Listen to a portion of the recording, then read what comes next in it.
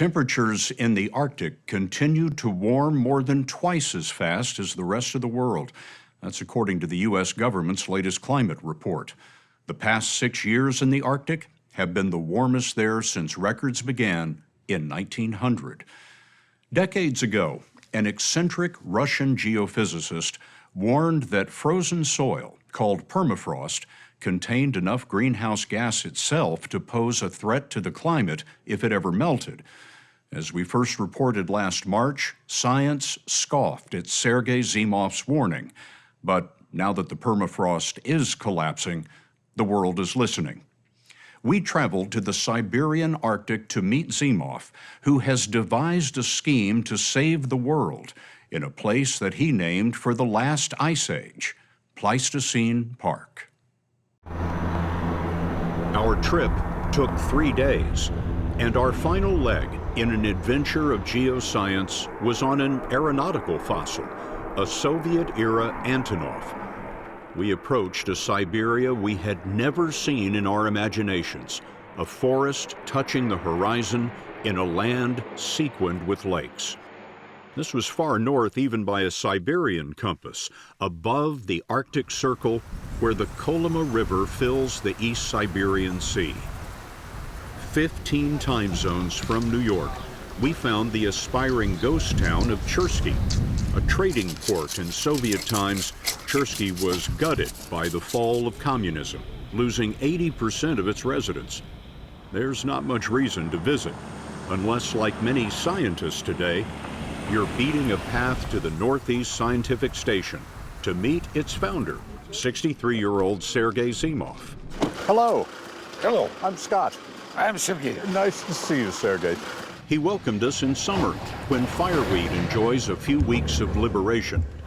But 40 Siberian winters remained indelible on Zimov's face, the price of solitude for a geophysicist who longed to be remote from his communist bosses. When people hear the word Siberia, they think about exile, but it sounds to me like exile's exactly what you had in mind. Yes, only one problem, so long winter. The winter's long. Yes. Winters are long as ever, but not as cold. This ground was once so icy, humankind named it permafrost. But in the 1990s, Zimov noticed it wasn't so permanent. Frozen ground, do you hear? Yep. It's roof of permafrost. He can remember when his shovel wouldn't bite the frozen surface. But now he's down more than 6 feet. In the past, all our soil, which was melted in summer, freeze. Everywhere, totally, and it's happened usually in November, December. Now, in all winter, it did not freeze. What does that tell you? It means permafrost is melted. This is a warning to the world because organic matter in the permafrost, plants and animals, has been frozen for hundreds of thousands of years. As it thaws, microbes consume that organic matter and release carbon dioxide and methane, greenhouse gases, which contribute to a warmer climate. We just pulled this up out of the hole, and it's burning my fingers, it's so cold. Yes, soil with water, and water is ice. In 5 minutes it will be melt. Years ago, Zimov calculated there is enough carbon in permafrost to threaten the world. But big science gave that idea a cold shoulder, maybe in part because of Zimov himself. He endures Siberian winters when most Russians head south. He enjoys a refreshing vodka from time to time, smokes like a Soviet steel mill, and often just lies down to think. I sometimes describe him as somewhere between a madman and a genius. Max Holmes is a leading climate scientist and deputy director of the Woods Hole Research Center in Massachusetts. He told us Zimov's key discovery was that Siberian permafrost held far more carbon than anyone knew. When Zimov made this observation, he couldn't get his papers published in scientific journals. It can take a while to get papers published that fly in the face of conventional wisdom. But science warmed to Zimov's theory, and now he's published dozens of papers in science journals. Max Holmes has made several visits to Zimov's station. The estimates of how much carbon is locked up in permafrost keep going up, and most of us were probably thinking about the upper meter. The upper 3 feet or so the of the soil. upper 3 feet, that's right. If you go down much deeper than that, the carbon content's very low. But what's special about this area where Zimov is, the carbon content of the permafrost extends to much greater depths. So consequently, there's an awful lot of carbon that's locked up there. Scientists estimate there is more greenhouse gas in permafrost than in all of the world's remaining oil, natural gas, and coal. There's no consensus about how much of it could be released. How far below the surface are we right now? Right now we are about 10 meters. So about 30 feet. Yeah. 10 times deeper than originally thought, we found the remains of Ice Age plants and microbes. Let's see if we can take some samples. With Zimov's chief collaborator, his son, Nikita. It's a tigrin carbon bomb, as it's called. A carbon bomb. Yeah. Nikita Zimov grew up here with his father and sensibly moved south for college, leaving behind the old man in the river. But Nikita's plan to be a mathematician melted away when Sergei asked his son to return to see what he had seen. A few hours from the research station, there's a vast subsidence of permafrost, sort of a rolling landslide called Duvani Yar. Geology is a slow science, but here it's almost a spectator sport. The bones of extinct woolly mammoths are thawing after more than 12,000 years. The collapse of frozen Earth is happening in much of the Arctic, including Alaska. 25% of the northern hemisphere is permafrost. The Zimovs have a theory, many would say a crazy idea, for diffusing the carbon bomb. They want to cool the permafrost by returning part of Siberia to the Ice Age, or at least what it looked like in those days, known as the Pleistocene era. If we were standing on this hill in the Pleistocene era, what would we see? No any trees. It looks like grasslands and savanna. And you will see around 1,000 of mammoths, around maybe 5,000 of bison, around maybe 10,000 of horses around this place, and also lions. Lions? Yes, there was main predator was lions here. Sergei Zimov told us when man became the main predator, the woolly mammoth and other large grazers were hunted to extinction. Forest replaced grasslands, and that made Siberia vulnerable to a warming climate, because trees trap more heat than grass, and winter temperatures of 40 below can't freeze the permafrost if there are no herds of animals to trample the insulating snow. So this is what you use instead of a mammoth? Yeah. As a demonstration project they call Pleistocene Park, Nikita Zimov is knocking down trees over 54 square miles and restocking the big grazers. The Zimovs believe returning the land to its Ice Age appearance will cool the permafrost even in a warming world. You're trying to bring the animals back now. How can you do that? Physically, I mean, or morally, or financially? All three, but let's start with physically. You need what? Hundreds of thousands, millions of these animals? You need to start with something. Second, you need to prove people that the concept works. And to prove that concept works, for many things, you don't need millions of animals. You brought up the moral issue of bringing the animals in here. What do you mean by that? I mean, some people say you're playing God. I think it's not me playing God. It was our ancestors who was playing God 15,000 years ago. Humans came and they dropped the number of animals worldwide. And we are just trying to get it back. This is where the Zimovs' experiment gets crazier. What they need is the greatest tree crusher of the last 20,000 years, and they are surrounded with evidence of the once abundant woolly mammoth. That's amazing. It's young female. Young female mammoth. This weighs at least 20, 25 pounds. Do you need the woolly mammoth to bring all of this back in the park?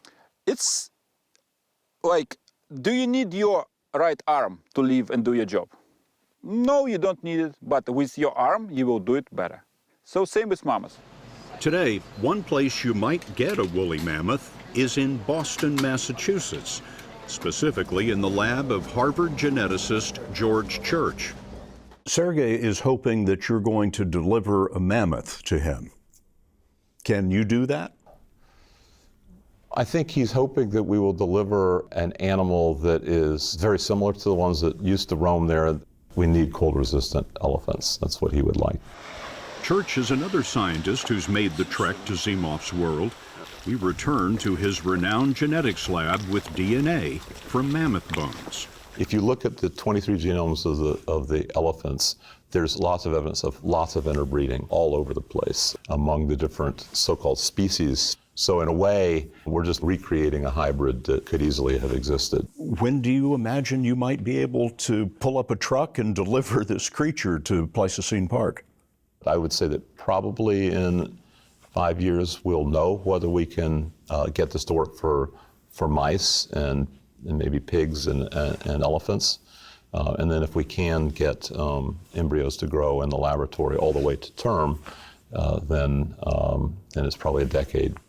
The Zimovs have not convinced everyone in climate science. Critics say they lack long-term temperature records of the permafrost, and their work is restricted to a relatively small area. You know, to the untrained eye, someone could come away from a meeting with Sergey thinking that he's a crackpot. Yeah, that's right. I mean, he kind of plays the part. But as a climate scientist, how do you evaluate him? And I think he's usually right. Certainly, he has controversial ideas, and a lot of them, I think, end up being supported over time. What do you think of his concept of Pleistocene Park? Fascinating theory. I'm fascinated by the science that can be done to figure out if it's correct. I'm glad he's pursuing this. We need to think about solutions. The Zimovs have little funding for their big idea. The government donated the land, and their income flows from the rent that they charge visiting scientists for the research station. Theirs is science on a shoestring with a very long timeline. Sergey, you've devoted your life to this, but I wonder why you thought it was important that Nikita devote his life to this. Why it's important? Our experiment, it's a long time experiment. Decades. It'll take decades. Yes. And it's also, you think about my grandchildren. They have some intriguing results in the early days of Pleistocene Park. Data show the permafrost is becoming colder where heat-trapping trees have been cut down.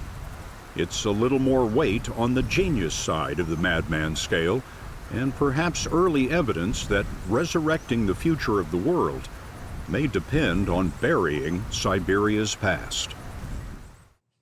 New animals have arrived at the park since our story first aired last March. Not mammoths, but a dozen bison from Denmark.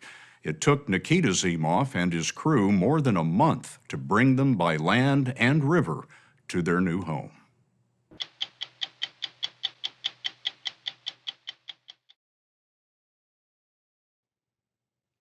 The cattle drive is an enduring symbol of the American West, the image of tough cowboys pushing huge herds of cows across the open range is stamped on our imaginations.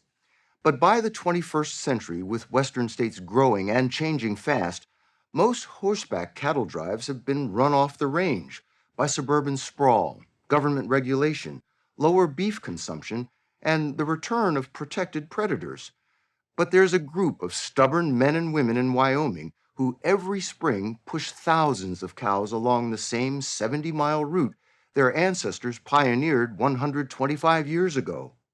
As we first reported last fall, this throwback to the Old West is called the Green River Drift, and it's the longest-running cattle drive left in America. Just after dawn one Saturday in June of 2021, I'm trying to help Wyoming rancher Albert Summers and his team move hundreds of cows, most of them mothers with new calves, in a cloud of dust toward high green pastures where they'll graze all summer. And if you feel inclined, Bill, you can whistle, you can yell. I can do anything, move these. This is like cowboys therapy. You get to voice everything out. Come on, Indy. I do the best I can. Come on, cows. Move, cows.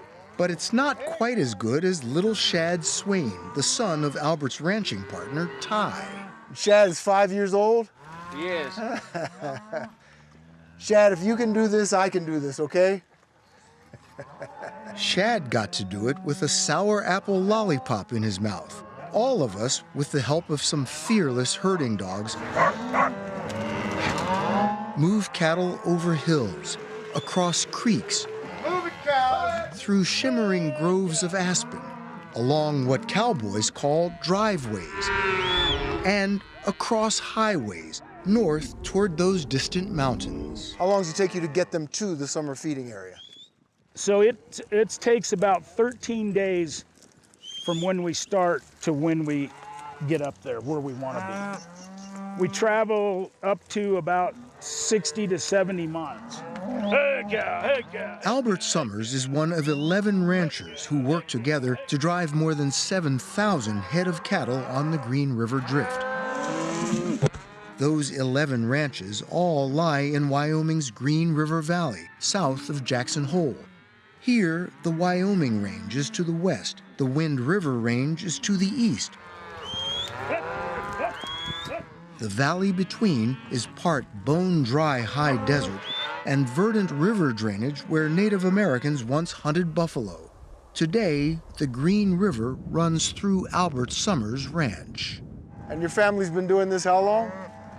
My family's been doing this since about 1903. Albert's neighbor, Jeannie Lockwood's family, has been at it even longer. This was my granddad's ranch. He homesteaded this in 1889. Her ranch is about 20 miles south of Albert Summers' place. We joined her on horseback before dawn the day she started moving her cattle north. There's that sun. It's going to peek up over the hill. Along the same path her family has trekked for 125 years. So you're going to be doing this for the next 2 weeks? Yes. Yeah. Getting up at 4 o'clock in the morning? Or 3 or 2:30. Or 2:30. Yeah. Those early starts barely compare to what old-timers endured when cowboys stayed out under the stars all night and the sun all day until they got the herd to high pastures. Well, I think we can go home. What do you think? Today, they go home after each day's drive. The next morning, they trailer their horses back to where they'd left the cattle, round up those that have strayed, and move them out again before dawn. The old chuck wagon, it's been replaced by a cooler and the tailgate of a pickup truck. But compared to what your grandfather did, Our ancestors, yeah. this is easy. Yeah, we have it easy. Only ranchers would call this easy. Driving cattle is hot, dusty, demanding, and they'll be lucky to make a $50 profit per cow when they finally send them to market. Jeannie's daughter, Haley, and son-in-law, France, help wrangle the herd. Her husband, Milford, shuttles the horse trailers. They all left regular jobs and moved back to the ranch several years ago after Jeannie's brother, who had been running the place, died in an accident. It takes all of us to do it, it seems like. So Jeannie was a librarian. So what is it about this place that makes you give up regular, normal American jobs and come back here to do this really hard work? Well, first of all, it was home to me. And it was hard work for my parents. And I know it was hard work for my grandparents. And I just couldn't see letting it go. Labor of love, it's called. Yeah. Where's the emphasis, labor or love? Love. Love might sustain the Green River Drift, but it was born in crisis. The winter of 1889-90 is really what started the drift.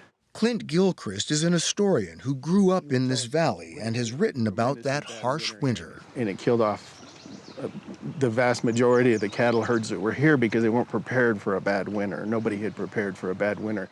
White settlers were not prepared. Native tribes, which the U.S. government drove off the land to make room for homesteaders, knew that winters in the Green River Valley could be merciless. The Shoshone Indians and the Crow Indians were one of the dominant tribes in these areas, and they didn't winter here. They wintered over on the other side of the mountains where it was, less elevation. After that brutal winter, ranchers realized they had to move their cattle out of the valley long enough to grow a crop of hay. So while the cattle are up in the uplands, you're able to grow hay. Right. And that feeds them all winter long. Right. And so that was the genesis of what we call the drift. The drift, Albert Summers says, because when the first fall frost chills the mountains, the cows instinctively head for home. Just on their own, turn around and start coming back. Turn around and start. We open gates. Drift back. And they drift back. In the spring, we drive them. In the fall, they drift. When the drift began 125 years ago, there were no regulations, no subdivisions, just wide open range. Hey, hey, hey, hey, hey!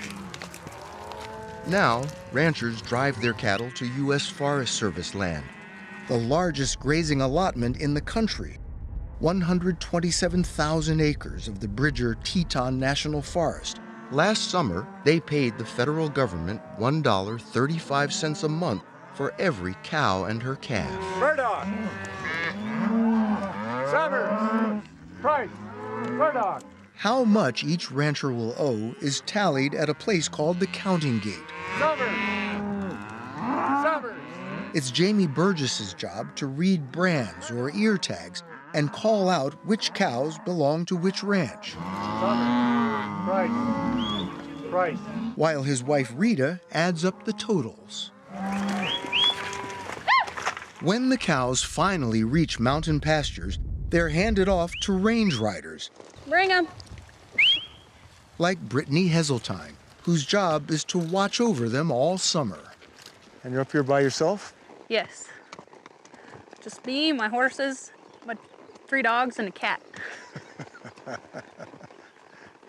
How long altogether?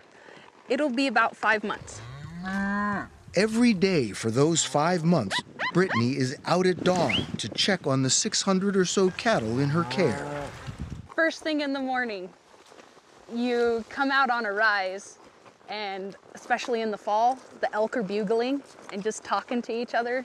Brittany earned her degree in veterinary science in 2019. This was her 3rd summer as a range rider. It's really hard work. What's the attraction? What's the draw? Something about it speaks to my soul. I really can't describe what, but all winter long, I'm like, oh, a couple months more, and then I'll be up at home. Her home for the summer was a small trailer in an isolated camp, off the grid. No running water, no cell service. At the start of last summer, 4 of the 5 drift range riders were women. You told us that you thought women made the best range riders. Why would that be?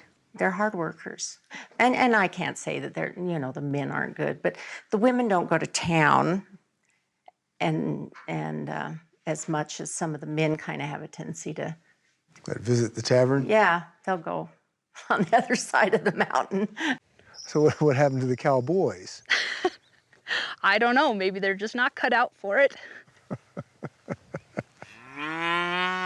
There's beauty up here, and danger too. Since listed as endangered species, wolf and grizzly bear populations have exploded in these mountains. Brittany keeps track of the calves they kill. If it was actually killed by a predator, then there will be bruising on the hide on the inside, and it's very obvious. Like last year we lost 24 calves, didn't come home. Now we lose between 10 and 15% of our calves. It sounds like a lot. It's a lot. It would break us if it weren't for a compensation program by the Wyoming Game and Fish Department. So you get paid for every animal you lose? We do. Predators aren't the only threat to these ranchers. a growing chorus of critics argue cattle shouldn't graze on public lands at all. Consumption of beef is declining, and so is the number of ranches on the Drift. There were more than 20 in the early 1990s. Today, just 11. The Green River Drift is so iconic that the cattle drive has earned a spot on the National Register of Historic Places. These remaining ranchers are determined to see that it's not just relegated to history books. So what does it mean to you to be doing what your father and your grandfather did on the same land? That's hard to talk about. It means a lot. It means a lot. Albert Summers has no children, so to preserve this land and its tradition, he's set up what's called a conservation easement. Preservationists have paid him to agree that his ranch will never be developed or subdivided, and to allow the public to use the land for recreation. That agreement will also apply to his partner, Ty Swain, as he takes over, and to his son, Shad, when and if he picks up the reins. So with the conservation easement, this land will not change. It will stay the same. It will stay the same. Well, no land stays the same, but this land will not be developed. And I will go to my grave peacefully with that knowledge, but just not tomorrow. Many traditions have left their mark on this land. Native Americans were forced to give way to fur traders, pioneers, and homesteaders. Today, it's the cowboy way of life that is fighting to hold on. Oh, yeah! It's tied every year. I mean, we're down to the last dime at the end of the year. It sounds like you're not in it for the money. No, sir. No, we're not.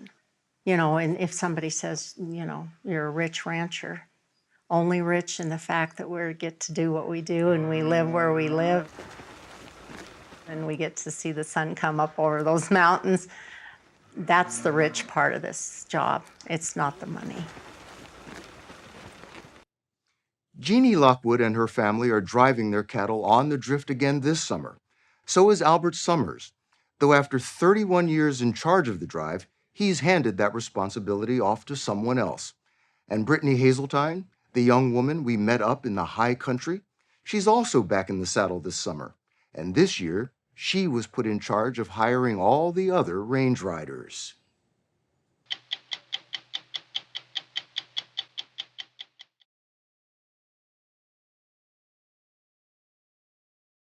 Over the years at 60 Minutes, we have been in more than a few tunnels. We explored Mexican drug lord El Chapo's subterranean escape routes, burrowed through a Roman villa buried by Mount Vesuvius, and traveled the depths of the New York City subway. But nothing prepared us for a place called Moab Katsong, a South African gold mine that extends nearly 2 miles beneath the surface. In their pursuit of gold, South Africans have dug the deepest holes on Earth. The country was the world's top gold producer for decades. Now the gold is running out, just as these ultra-deep mines have attracted a new breed of miner on a very different quest. We went along for the adventure. In the early morning light, tall mine shafts loom over the Vaal River Basin 2 hours southwest of Johannesburg. This once was a booming gold field. Now most mines lie abandoned. But Moab Katsong is bustling. Long before the sun rises, thousands of miners start lining up for the triple-deck elevator called the Cage. It's jammed, but more always push on, and early one morning, so did we. It's really snug in here. We are packed in as tight as sardines. The electric bells signal we're ready. And the cage drops, slowly at first, then picks up speed fast. We plunge 450 stories straight down. It's the longest elevator ride on Earth. This is fast. Yeah. Really fast. Yeah. The cage rattles and whistles as we descend. The air gets more humid the deeper we go. Our lifeline to the surface is a machine called the man-winder. Massive coils of steel rope 2 inches thick that attach to the cage and unspool faster and faster. We dropped 2 miles in a couple of minutes and emerged in an underground city. This is like Grand Central Station at rush hour. To get to the gold, miners must walk miles through a vast maze of dimly lit tunnels. Sometimes you're lucky and can catch a ride, but mostly you just walk. For Leroy Lee, it's in the blood. His father worked in the mines. Now it's his turn. His family depends on his job. It's 6 people. It's my kids, my wife, my fiance actually, and my mother, my sister. The gold in these ultra-deep mines is found in narrow veins laced through the rock. Some are no wider than a pencil. It's cramped at the rock face, and we crouch alongside the miners as they work hunched over in the dark. The noise from the drills is deafening. Massive air conditioners cool the tunnels, but it can still reach 120 degrees down here. Are you guys ready? Yeah. At the end of the shift, we had to rush not to miss the elevator back up. It doesn't wait for anyone. And here's where all that breaking rock pays off, the smelter. The ore is smashed and pulverized in a grinder before being fed into a furnace. Manga Kasango, who runs the operation, told us we were the first TV crew to film the weekly ritual they call the pour. We all had to wear these special pajamas with no pockets so we couldn't steal anything. The heat was intense as the furnace reached almost 2,000 degrees. The gold turned to liquid and poured down into the molds. When I saw it the first time, I was like, wow, that's something that keeps me going on that. When you hear people who have never seen gold or touched it, I feel like I'm more privileged. These bars will be refined again to 99.99% purity before they're sold for coins and jewelry. The mine used to process about 60 tons of gold a year. Now it's just a quarter of that. Still, the day we watched the pour, there was a pretty good haul. Wow. This is quite heavy. Yes, it is. How much is this? 11 million rand. In US dollars, we're talking 7.5 to 8 million US dollars for what you poured today. Yes, definitely. That sounds like a good day. It's a good business. It's one thing to come here for the gold, but now this harsh environment has attracted others, scientists hunting for what they call extreme life. We found water that's a billion years old. A billion years old? A billion years old. In these caves? Right. An international team led by Princeton geoscientist Tullis Onstad and Belgian biologist Gaëtan Bourgoni are pioneers in the search for life buried in the rock where no one thought it could survive. Bourgoni says his colleagues thought he was crazy when he took a sabbatical to try to prove there was life deep underground. Oh, come on, they said, you're going to go to South Africa for a year, you're going to look for something that does not exist there. They've lost count of the number of trips to the bottom of the mines, searching for life hidden in the ancient water seeping through the rock. This is a completely different world down there. There are different rules. How so? The temperature is different, the pressure is different. I mean, it's a tough world down there for life. The next day, we went along with them to the deepest level of the mine. For them, it was just another day at the office. For us, it was an eye-opener. This feels like that movie, A Journey to the Center of the Earth. With just the light from our headlamps, we waded through a tunnel that had been flooded with cold water to cool it down. Then we grabbed a chairlift cut through a channel of rock, except this one went down. This is like the best Disney ride ever. Picture 5 of New York's World Trade Centers stacked on top of each other. That's how deep in the earth we are. We're stopped for a second. I hope it's a second. We have to get off? When the chairlift stopped suddenly, we had to hike down the last 50 yards to the bottom. Then, at the end of an abandoned tunnel, our scientists found something amazing. I've been looking for 20 years for a salty water deposit like this at depth. Never found it until now. White patches on the wall turned out to be salt. Is that edible? I don't know. I just tried it. You just tried it? It's salt. This is ancient salt? That's the question. It has to be. It's very salty. And the source? This dripping salt water. What does that tell you? It tells me this water is extremely old, because in these rock formations, they're formed 3 billion years ago. There weren't salt deposits back then. They believe this water could be all that's left of an ancient ocean. And where there's water, there can be life. We could be looking at something which has never seen the life that has evolved on the surface of the planet. All from this cave 2 miles down in South Africa. All from gold mines in South Africa. Yeah, exactly. In 2011, they found what no one thought possible. These tiny worms living in a pocket of water 5,000 years old. What you're seeing is magnified. These worms are no bigger than a human hair. It was a species never before seen. It survives without sunlight, deep in the hot underworld, so they called it Mephisto, or the devil. That's where my worms live. They eat bacteria. The first worm you found was in something like that. Yeah. Using an endoscope camera, they were the first to film this deep inside the Earth's crust. This is the devil worm's home. Before this, no one thought animal life could exist this deep. You made a big discovery. For me, it is big because, for me personally, I had to fight quite a lot of people to be able to do this. On a personal level, that was the biggest victory for me. In the total grand scheme of things, it's just a worm. It's just a worm. It's just a worm. They were surprised to find other living creatures too. So many, they called them a zoo. A crustacean, about 1/64th of an inch, an arthropod, a flatworm, and single-cell bacteria.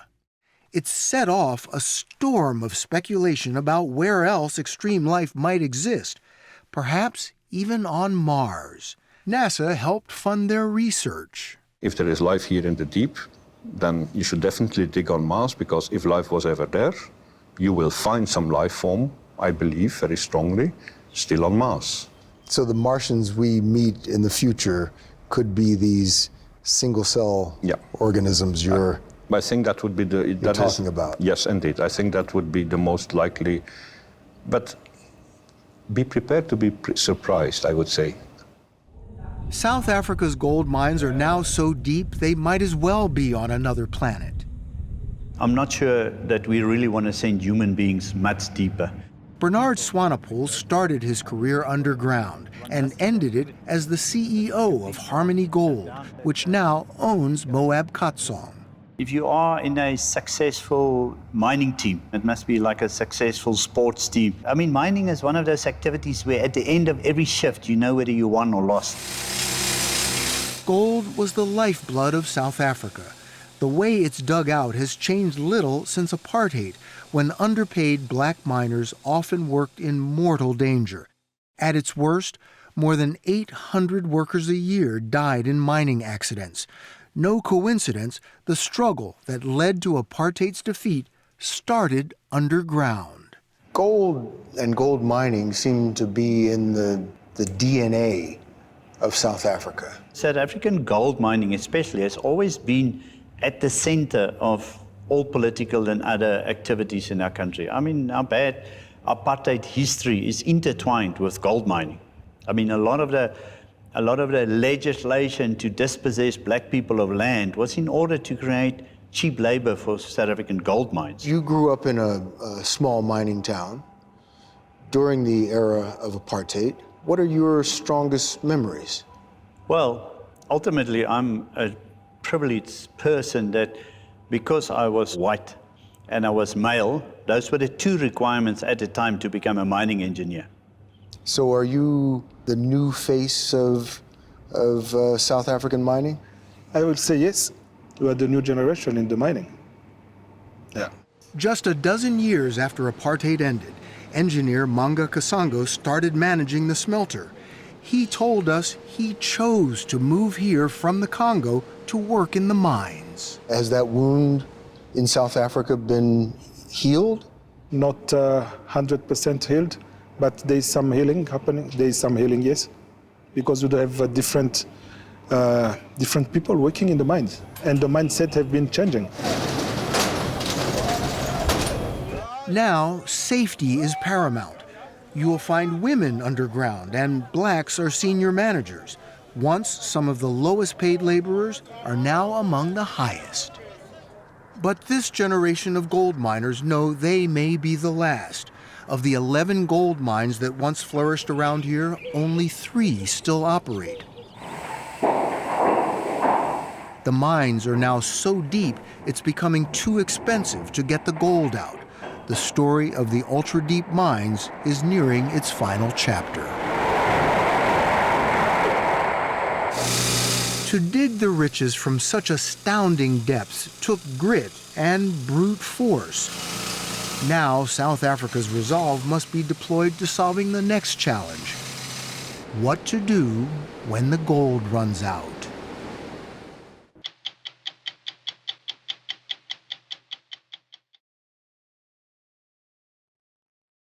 A remote jewel of land off the coast of Canada, Fogo Island floats in the northeast corner of the northeast province of Newfoundland and Labrador, the outstretched right fingertip of this continent.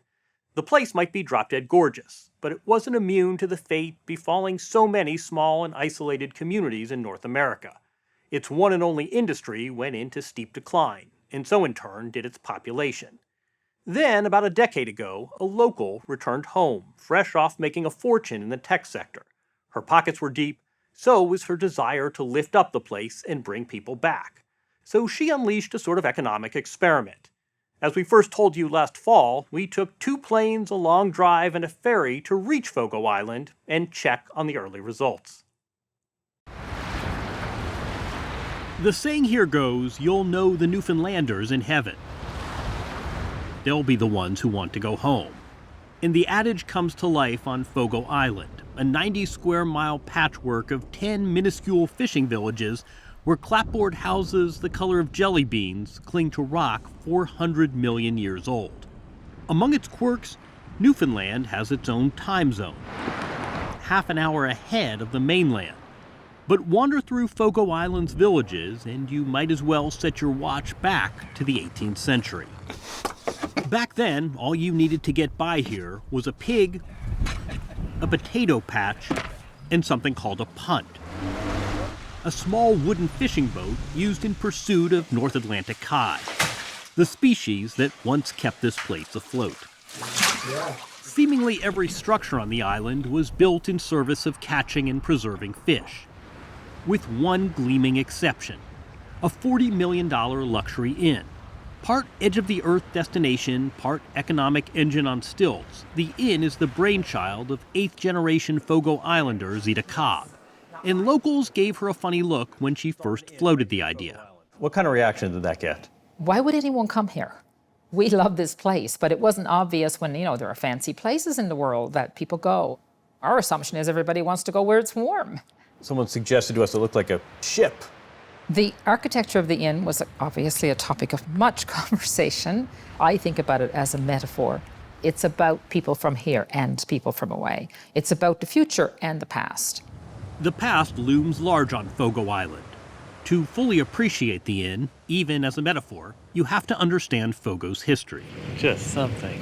Zita Cobb took us through dozens of tiny islands that dot Fogo's waters to a place called Little Fogo Island.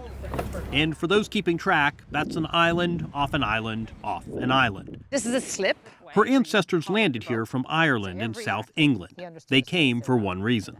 Fish, fish, and fish. When you say fish, is it just a given? It's a given. So when we say fish, we mean cod. Is it possible to exaggerate the importance of cod to this place? No, it's not possible, because everything that you need to know about someone from here You can figure it out by just studying that lowly fish. It's actually quite a noble fish. A noble fish?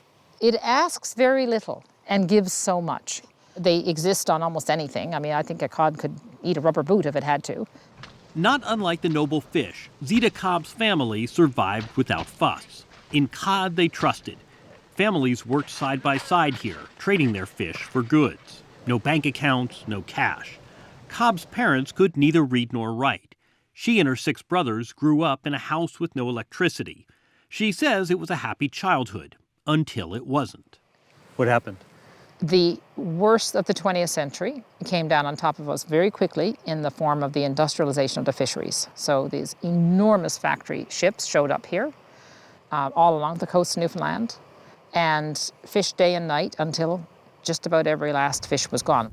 With one small punt launched from this one dock, Cobb's father couldn't compete with commercial vessels that had come to the North Atlantic from all over the world. How bad did things get for him? People go out and come back with nothing. But one day in particular, he came back with 1 fish. And he brought the fish into the house, and he slapped it down onto the kitchen floor and said, well, it's done. And it was the next day he burned his boat. He burned his boat? He burned his boat. It was almost like a sacrifice. It was. He did it as a statement. He did it as an expression of pain and anger. Lambert Cobb made this sacrifice once he realized that those big boats were, in his words, turning fish into money. He said to me, as a 10-year-old, you have got to figure out how this money thing works, because if you don't, it's going to eat everything we love. He wasn't wrong. As fish stocks dwindled, so did the island's population, from 5,000 to 2,500. The Cobbs left grudgingly for the mainland in the 1970s. Zita Cobb's father died shortly thereafter, but she heeded his advice. She got a business degree, worked in fiber optics, landed in Silicon Valley, and before long was the 3rd highest paid female executive in America. In her early 40s, she cashed out tens of millions in stock options, dropped out of the winner-take-all economy, and took her business savvy home, determined to revitalize Fogo Island. Instead of writing a check, she posed a question. What do we have and what do we know, and how can we put that forward in a way that's dignified for Fogo Islanders and creates economy and connects us to the world? Spend one night at what the locals call a shed party, and the answer emerges. When you think about the people of this place, if there's one thing we're really good at, it's hospitality. What does hospitality mean here? Hospitality in its purest form is the love of a stranger.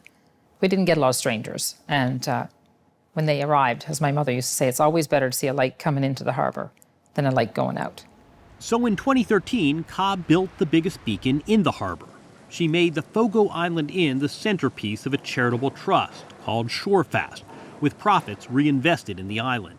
At $2,000 a night, the inn does turn a profit, but there were other considerations. We're going to put a 29-room inn on an island that's never had an inn. What are the consequences of that? Well, more people will come. Well, how many more people? As one woman said, well, you know, we're only 2,500 people. We can only love so many people at a time. Shorefast and the inn employ more than 300 islanders, but the real payoff is the ripple effect.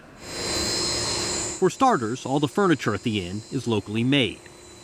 Same for the pillows and quilts. It so happens the women of Fogo Island have been making them for their own homes for 400 years. We're getting there. We got half done. Word is out now. This quilt is destined for a customer in Baltimore. We joined the quilting bee. Watch him, Millicent.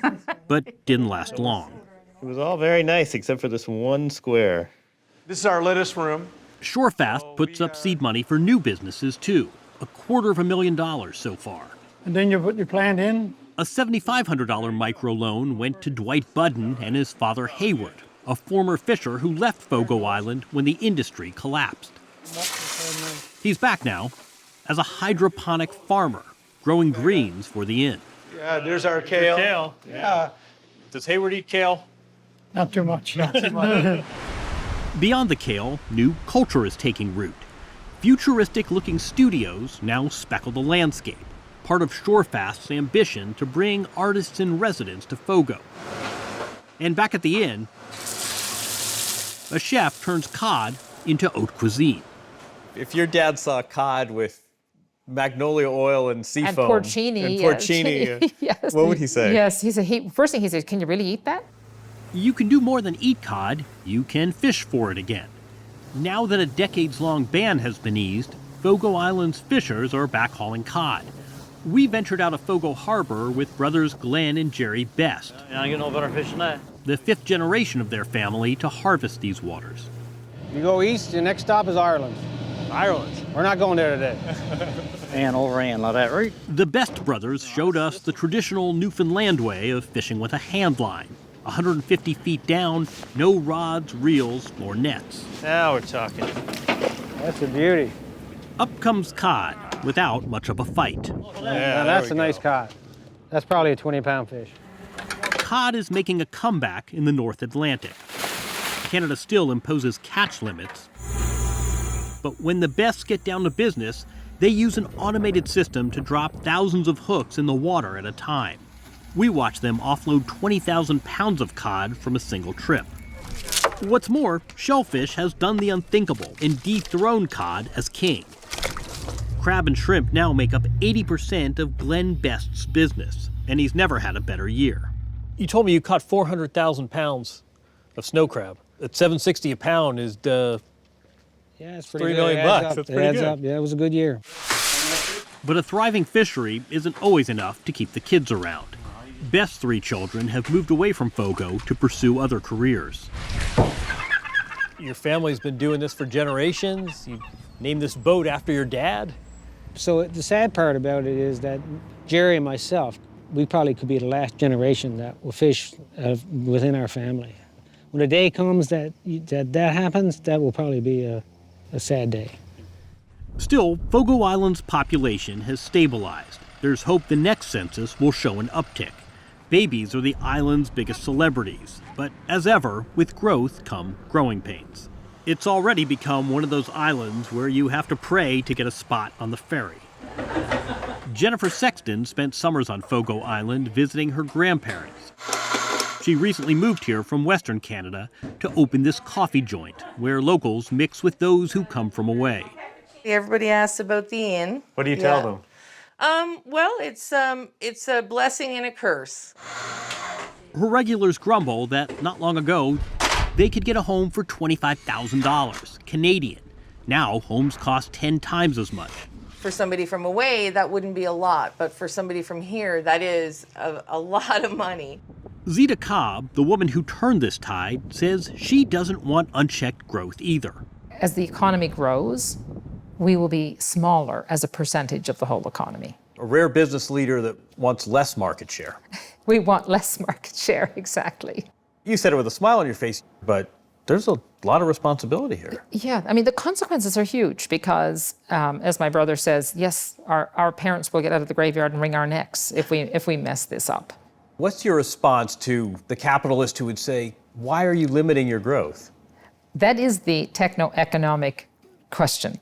But I start with a different question. What are we optimizing for? We are optimizing for place. We're optimizing for community. The pillars of this community have been won over. If Cobb's experiment helps diversify the economy, Glenn Best says he's all in. It's not like we're overrun by tourism. That's not the way it works here. We're not the Venice of Newfoundland. We're not out of patience with people yet. On our last night at the shed party, we got the full sweep of Fogo Island, its hospitality and its contrasts laid out on the table. Cod and crab, young and old, warmth, wit, and this. Don't tell. A traditional song delivered with a handshake, a kind of hope that comes tempered by history. The undoing of this traditional way of making a life was very painful. I think I still carry those broken hearts. I think that kind of pain doesn't go away. To what extent has that been repaired by the work you've done since you've come back? Yeah, I think it actually does help. You can heal a broken heart. Be satisfied with what you've got. Leave well enough alone.